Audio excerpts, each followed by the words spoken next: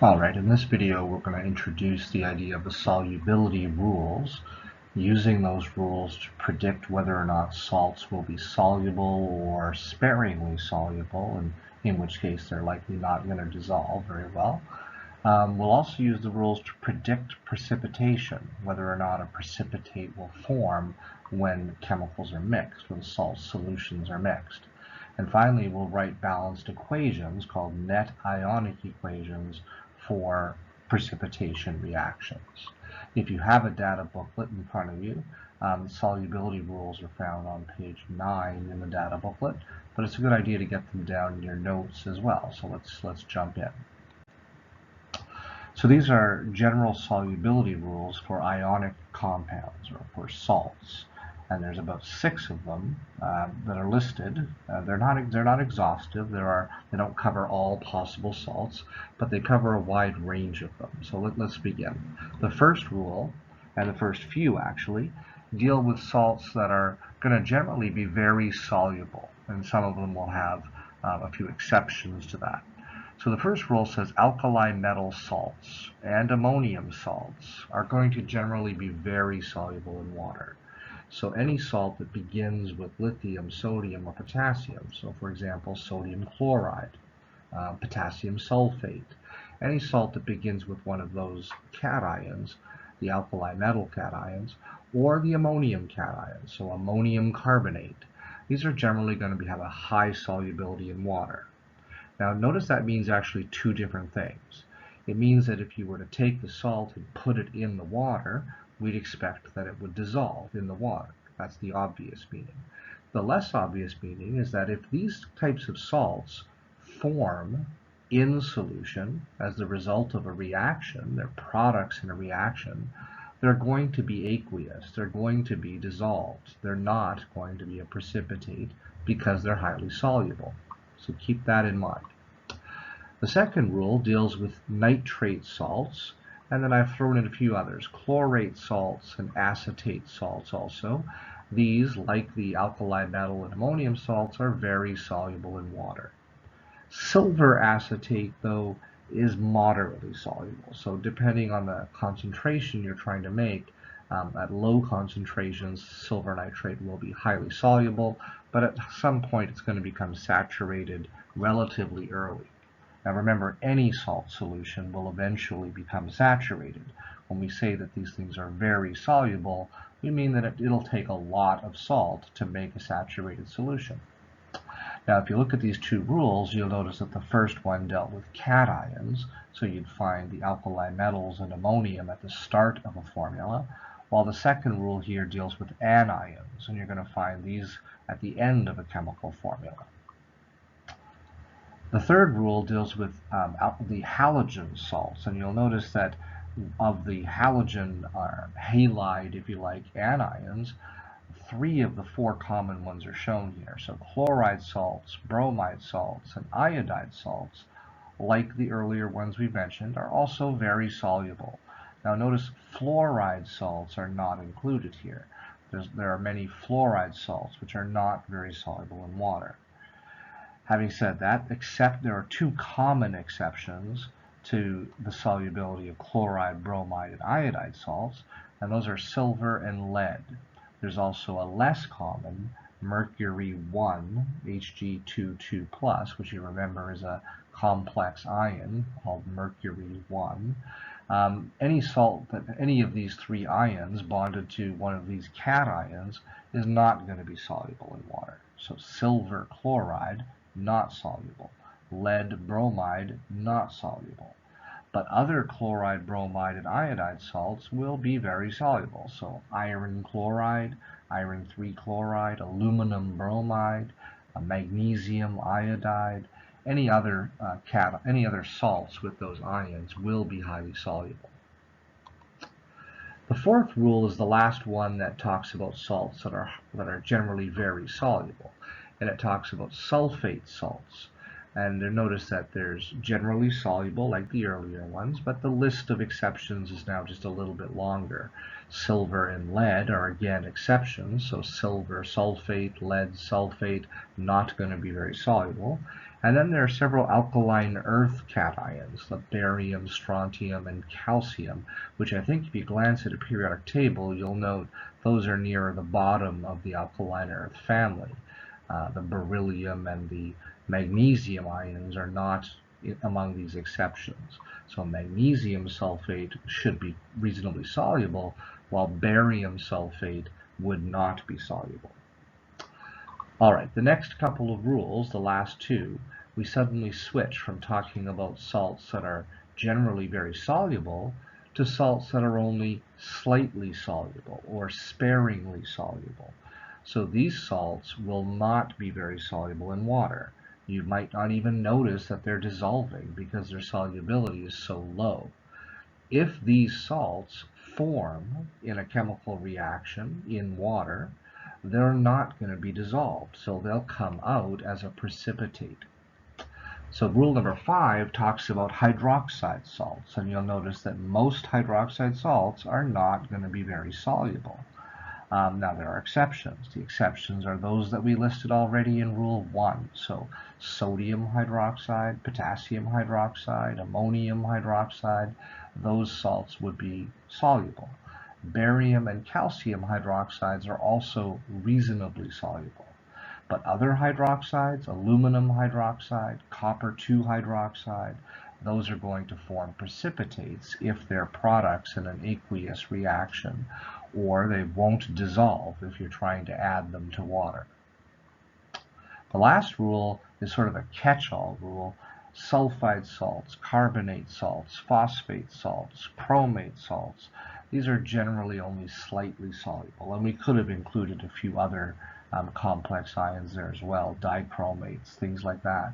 So these are also generally not going to be very soluble, except when bonded to ions in rule 1. So sodium carbonate, potassium phosphate, lithium chromate, those will be soluble salts, but other salts like these, aluminum sulfide, magnesium carbonate, those will not be very soluble. And again, if you're not soluble and you form as a product in a chemical reaction, you're going to be a precipitate if that reaction's happening in water. All right, try to use those rules, either because you're looking at your notes as you copied them, or you're looking in your data booklet where they're found on page 9. Take a look at these 8 salts and see if you can predict whether they'll be soluble according to those rules, or just slightly or sparingly soluble and highly likely to form a precipitate in water. You can pause the video and try them one by one if you like. So potassium nitrate, we can see that it begins with potassium, an alkali metal, and has nitrate in it as well. So for 2 different rules, the first 2 rules would predict that potassium nitrate is highly soluble in water. You don't need both rules. As long as one of the rules applies, we can conclude that this salt is going to be soluble. Second one is rubidium chloride. If you predicted that rubidium chloride would be soluble because it has an alkali metal, give yourself a pat on the back. Okay? Alkali metal salts, the first rule, are highly soluble. Now be sure you're pausing in between these and trying them yourself to think about it and look up the solubility rules. So the third one, iron 3 nitrate. If you predicted it's soluble also because it has nitrates, good job. Nitrate ions, part of the salt, mean the salt is going to be highly soluble. The fourth one, iron 3 hydroxide.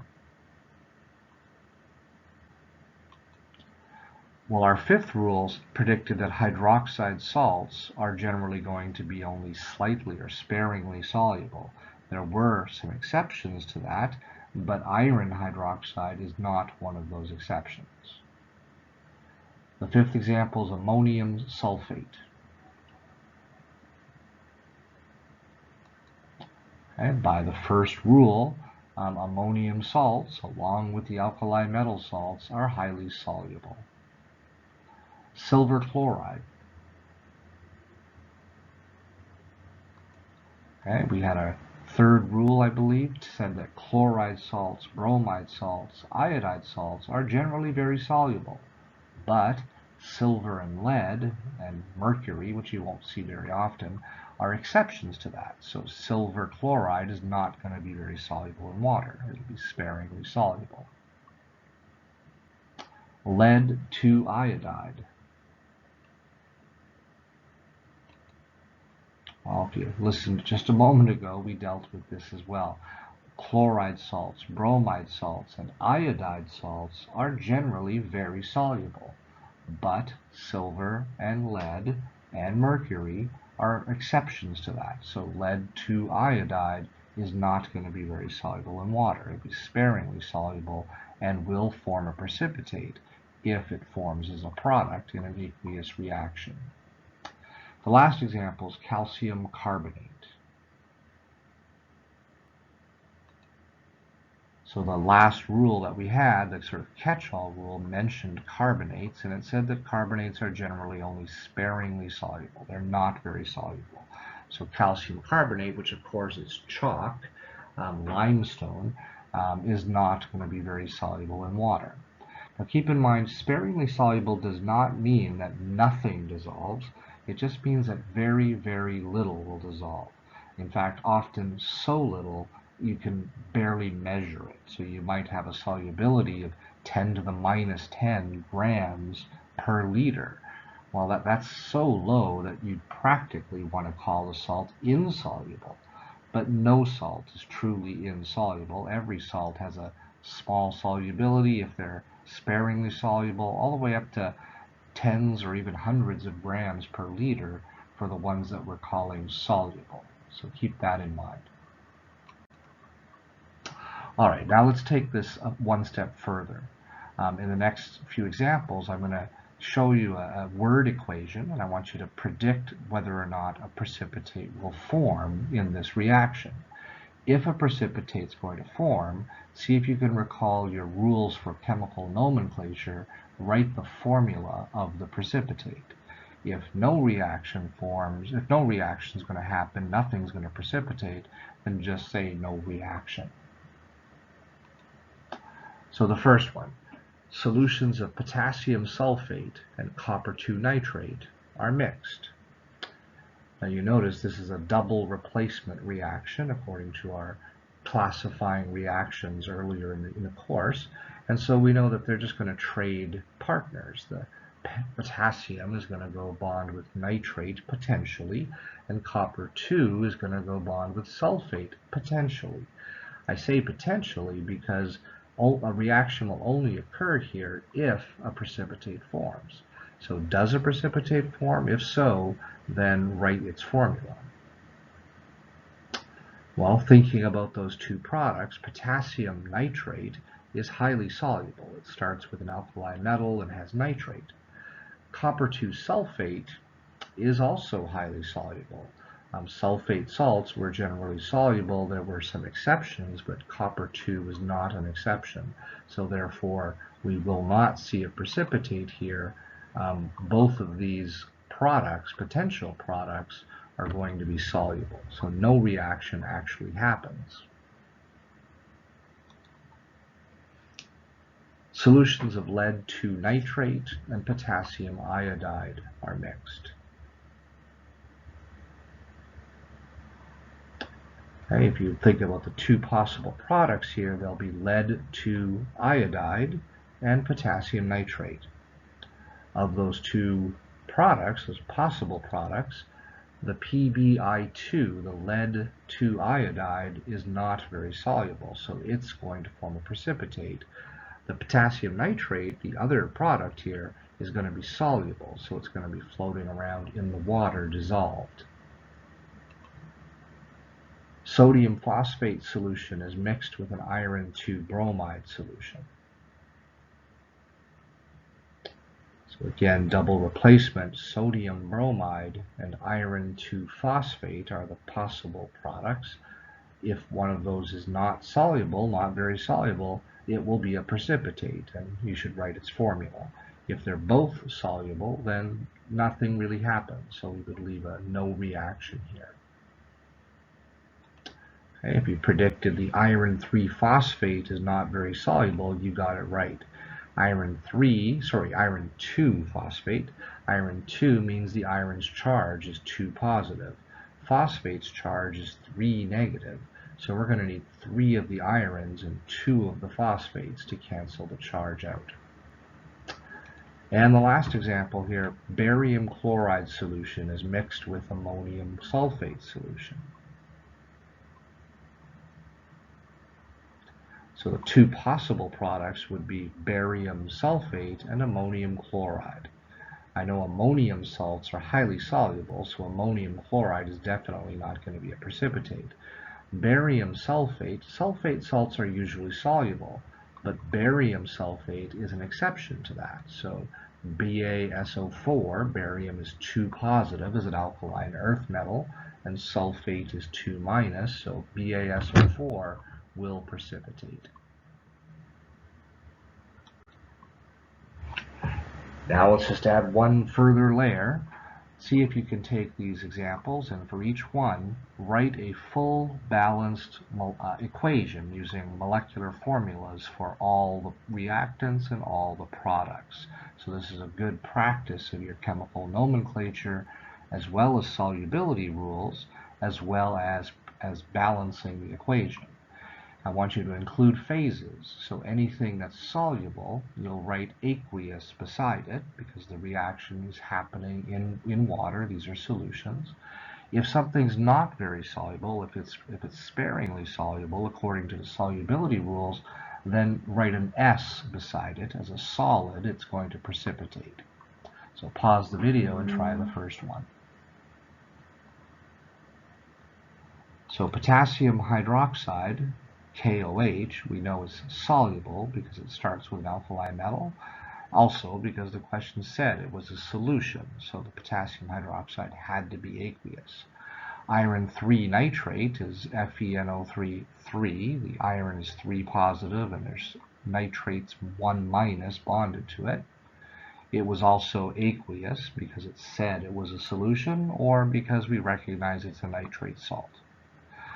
For the two products, we notice that potassium nitrate, KNO3, is soluble, so AQ, aqueous, while the iron 3 hydroxide, according to the rule for hydroxide ions, is not soluble, not very soluble, so it's going to be solid. It'll be a precipitate. Try the next one. Silver nitrate solution mixed with magnesium bromide solution.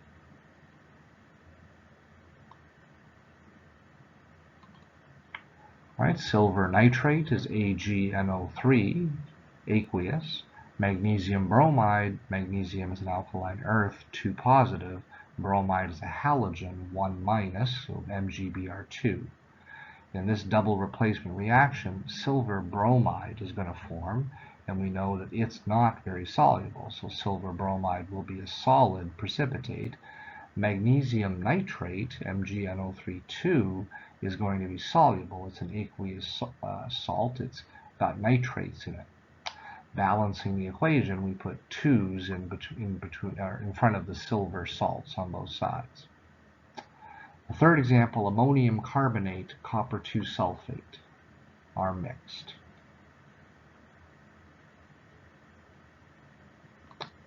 Okay, if you predicted that the copper 2 carbonate is not soluble, and so it's going to form a solid precipitate, while everything else is aqueous, you've got it right. Now just double check your balancing as well as your chemical formulas. I think I've got this balanced properly. The ammonium is +1, it's bonded to carbonate, which is 2 minus, so we need 2 ammoniums bonded to that. Copper and sulfate are 2 plus and 2 minus, so they're balanced just like this, CuSO4. Ammonium is +1 and sulfate is -2, so we need 2 ammoniums to bond with that.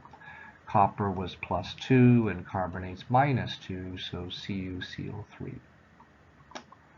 And the last example, potassium hydroxide mixed with sodium phosphate.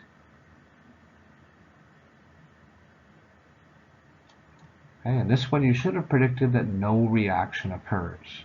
because both of the possible products, potassium phosphate and sodium hydroxide, are highly soluble. Both of those salts begin with alkali metal cations.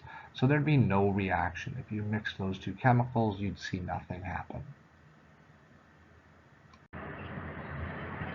Alright, on this slide we're going to introduce a new topic called net ionic equations. We're going to take equations that we're more familiar with that we're now going to call molecular equations.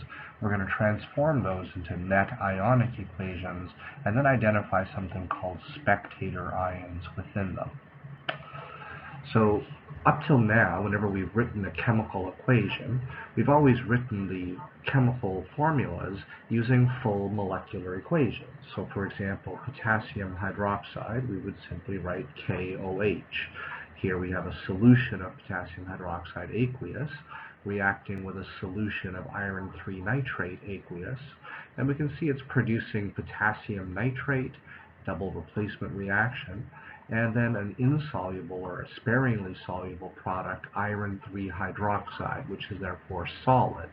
So this iron 3 hydroxide is a precipitate in this reaction. So this equation, which we're familiar with, we're now going to refer to as a molecular equation because each compound's formula is its full molecular formula. However, if you think about this for a moment, you'll realize it's actually a little bit deceptive. There's something a little bit wrong about writing the equation this way. And that's because when you put an ionic compound like potassium hydroxide or iron 3 nitrate or potassium nitrate, when you put them in water, we know they're soluble. That's why we wrote aqueous beside them. And that means that the water molecules pull the ions away from each other. We say that the ionic compound dissociates in the water. It dissociates and breaks apart into the ions.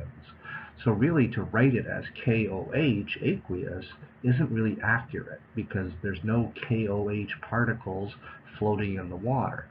Right? They're almost entirely separated into K positive and OH minus ions. So really, a better way to describe this would be to take everything here that's aqueous, anything that's dissolved, and to separate the ions to show them dissociated. However, remember that any precipitates, anything that's a solid in the molecular equation, will not be dissociated because it's not dissolved. So if we do that with the molecular equation we've got, the KOH, the iron nitrate, and the potassium nitrate will have to be broken up. So if we had 3 moles of potassium hydroxide, we'll now get 3 moles of potassium ions. We'll get 3 moles of hydroxide ions, and those are both aqueous. And now that's more accurate. It describes what's really floating around in the water. The iron 3 nitrate will give us 1 mole of iron. There's only 1 Fe in the formula. And then 3 moles of nitrate, because there were 3 nitrates bonded to the iron. The 3 moles of potassium nitrate will give us 3 moles of potassium and 3 moles of nitrate. Now those are all aqueous, meaning they're all dissolved and dissociated. We know that a more accurate description would be that the water molecules are hydrating those ions. The water molecules are surrounding them, solvating them if you prefer. Now notice the iron 3 hydroxide product I did not write in a dissociated form. I kept it written as a molecular formula. The reason for that is because it's the solid precipitate, so it's not dissociated. If you look closely at this new equation, it's very complicated looking, we're going to call this the total ionic equation. Some books will call it the complete ionic equation or the full ionic equation, meaning anything that was aqueous, any ionic compounds that were aqueous have been shown dissociated. But if you look closely, you'll notice that there's something a little peculiar. On the left side of this equation, we see 3 moles of potassium ions. And on the right side, we see 3 moles of potassium ions. On the left, we see 3 moles of nitrate ions. And on the right, we also see 3 moles of nitrate ions. So there's potassiums and there's nitrates on both sides of the equation. That means nothing's really happening to them, so they're not really involved in the precipitation reaction. You can think of them as being there. They're floating in the water, watching the reaction happen. The real reaction is between the iron and the hydroxides. Those are forming our precipitate, iron 3 hydroxide. These potassium and nitrate ions that are simply floating around in the water, we're going to refer to as spectator ions because they're just watching the reaction happen. We'll cancel out the spectator ions, so let's draw a line through the ions that appear on both sides, the spectators, and whatever is left after we've canceled out the spectator ions is called the net ionic equation. So the net ionic equation is the full molecular equation with all of the spectator ions removed. All right, so this would be the net ionic equation that comes from our original molecular equation at the top of the slide.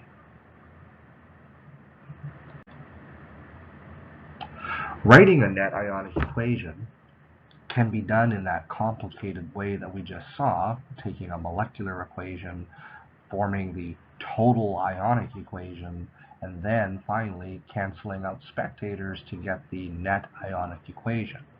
However, there's an easier way to do that, and it would simply be to look at the reaction. For example, in this first one, we have potassium hydroxide reacting with nickel 2 chloride, and to imagine the two products from this double replacement reaction, just like we did earlier in the presentation. We're going to see potassium chloride form, and we're going to see nickel 2 hydroxide form. Of those two possible products, notice that the potassium chloride is highly soluble. So by our solubility rules, it's not going to form a precipitate. It's going to be aqueous. But the nickel 2 hydroxide is not very soluble, sparingly soluble, so it will precipitate.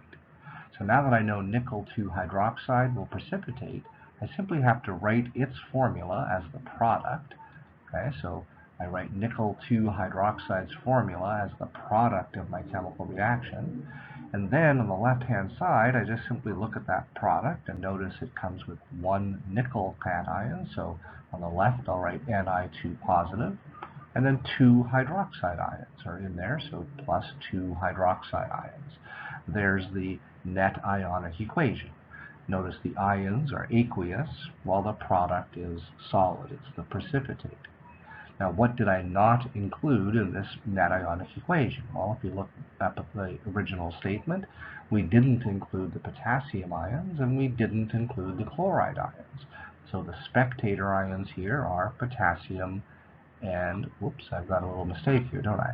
Not potassium and hydroxide, potassium and chloride ions will be the spectator ions in this reaction. Try the second one yourself. Okay, so did you identify using solubility rules that sodium bromide, one of the two products, is highly soluble, and so it's not going to be a precipitate, but the calcium phosphate is not very soluble, so it will be the precipitate that forms. So now we just have to write the formula for calcium phosphate. Unfortunately, it's a little bit of a complicated one. Calcium is an alkaline earth ion, so 2 positive is its charge, and phosphate is a complex ion with a PO4 3 minus. So 2 positive on the calcium and 3 minus on the phosphate. The formula for calcium phosphate will be Ca3, 3 of the calciums, and PO4, 2 of the phosphates. And now that I see that formula of the product, that's my precipitate with a solid beside it, I notice it's made from 3 calcium ions and 2 phosphate ions. So there we have the net ionic equation. And again, the ions are aqueous. The spectators here, the things that were left out, were the sodium and the bromide ions. The next example, pause the video and try it yourself. So did you identify that silver chromate is going to be the thing that precipitates? Lithium nitrate, because it has an alkali metal and nitrate in it, is highly soluble, but silver chromate is not. So silver's charge is +1 and chromate's charge is -2, so the formula for silver chromate will be Ag2CrO4. and it'll be a solid. That's the precipitate. And it's made from 2 silvers and 1 chromate, and those are aqueous. The spectators, the things that we left out of this net ionic equation, were lithium and nitrate ions. The last example, pause the video and try that. So lead 2 nitrate, potassium carbonate. Did you identify here that potassium nitrate, one of the two salts that will be produced, is highly soluble, so it's not going to be a precipitate. But the lead 2 carbonate is not soluble, so it will precipitate. Lead 2 is Pb2 positive, and carbonate is CO3 2 negative. So the formula here is pretty easy. You have 1 lead and 1 carbonate, and so here's the net ionic equation. Again, the ions are aqueous, and the product, the precipitate here, is solid because it was not very soluble. The things that we left out, the spectators in this last example, are potassium and nitrate ions. They're in the water, they're there, but they're simply floating around aqueous, uninvolved in the reaction, so we call them spectators. So there you have it. There's a really good introduction to solubility rules, writing net ionic equations, predicting precipitates. There's lots in here. Be sure you're familiar with all of this for your test and for your exam. We'll wrap up, if you like, with a quick little video that shows some beautiful images, video imagery of precipitation reactions. Just click the video if you're watching this on a computer. Otherwise, if you're watching it on a mobile device, you'll have to look this up on YouTube yourself if you'd like. It's called Beautiful Reactions Precipitation, I think.